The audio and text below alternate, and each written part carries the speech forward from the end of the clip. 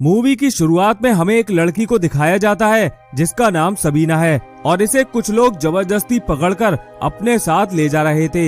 यहाँ पर हमें ये पता चलता है कि इस लड़की को पकड़कर हॉस्पिटल में ले जाया जा रहा था क्योंकि इस लड़की को एक बहुत ही अजीब बीमारी थी और इसके माँ के कहने पर इसे हॉस्पिटल में भर्ती किया गया है। अब थोड़ी देर बाद वहाँ पर काल नाम का एक डॉक्टर आता है और वो सबीना से कहता है कि मैं तुम्हारे ऊपर कोई भी दवाई और इंजेक्शन का इस्तेमाल नहीं करूँगा, हम बस तुम्हारे पास्ट के बारे में सिर्फ 1 घंटा बात किया करेंगे। इसके बाद वो उसका इलाज शुरू करता है और उसके पीछे वाली चेयर पर जाकर बैठ जाता है ताकि जब भी वो उसके बारे में कुछ पूछे तो सबीना उसका सही से जवाब दे पाए और जवाब देते समय वो डिस्ट्रैक्ट ना हो।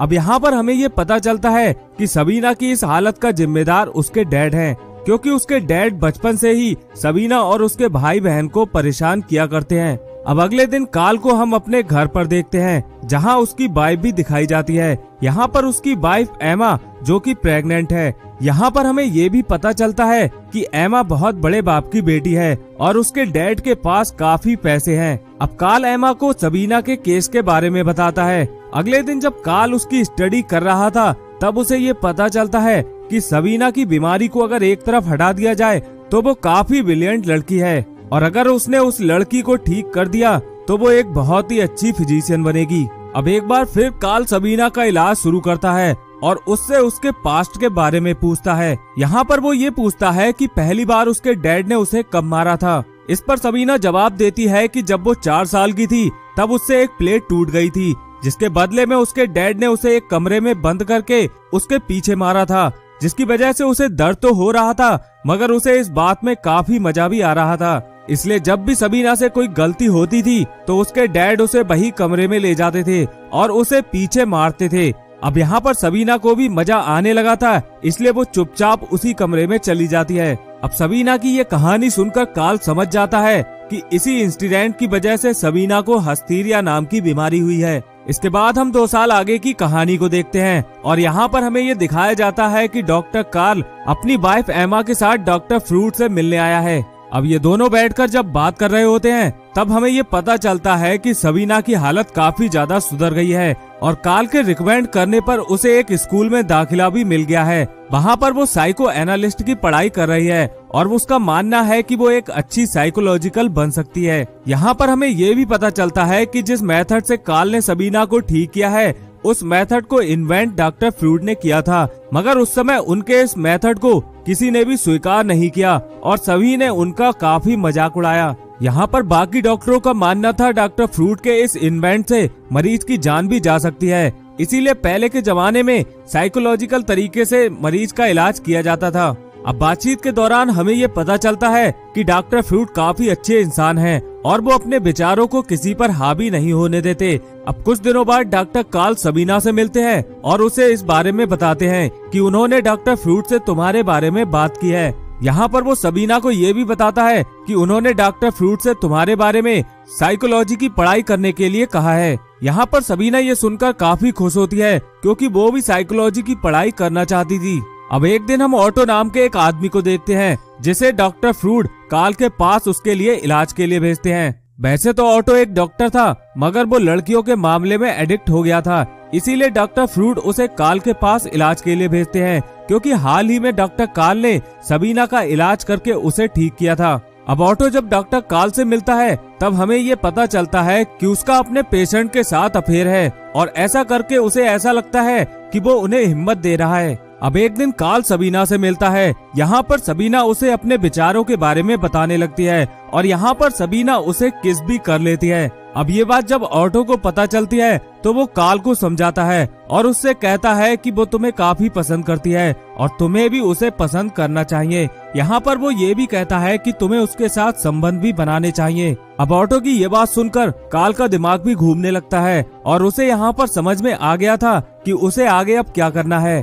मगर कार्ल ये बात सोचकर काफी हैरान था कि ऑटो यहाँ पर अपना इलाज कराने आया था और वो उसे ही पट्टी पढ़ाने लगा है। अब एक दिन हम देखते हैं कि ऑटो हॉस्पिटल से भाग जाता है और यहाँ पर वो एक चिट्ठी कार्ल के लिए छोड़कर गया था जिसमें वो लिखता है कि मेरे डैड मुझे बहुत परेशान करते हैं और इसीलिए मैं यहाँ से भाग रहा हूँ। इसमें मेरी कोई भी गलती नहीं है। साथ ही वो उस लेटर में सबीना से रिलेशनशिप में आने का सुझाव भी देता है। अब उस लेटर को पढ़ने के बाद डॉक्टर कार्ल सबीना के घर पर जाता है और वहाँ पर वो पहली बार सबीना के साथ गिल्ली डंडा खेलने लगता है। इसके बाद इन दोनों का रिलेशनशिप शुरू हो जाता है और काफी टाइम तक चलता है। यहाँ पर सबीना कार्ल से कहती है कि वो उसे पीछे मारे, जैसे कि उसके डैड बचपन में उसे मारा करते थे।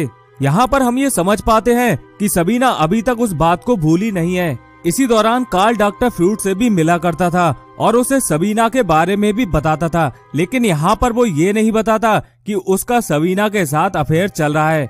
अब एक दिन डॉक्टर फ्रूट कार्ल के पास आते हैं और उससे कहते हैं कि शहर में कुछ अफवाहें फैल रही हैं, जहाँ एक लड़की लोगों को लेटर लिख के ये कह रही है कि डॉक्टर कार्ल का किसी लड़की के साथ अफेयर चल रहा है।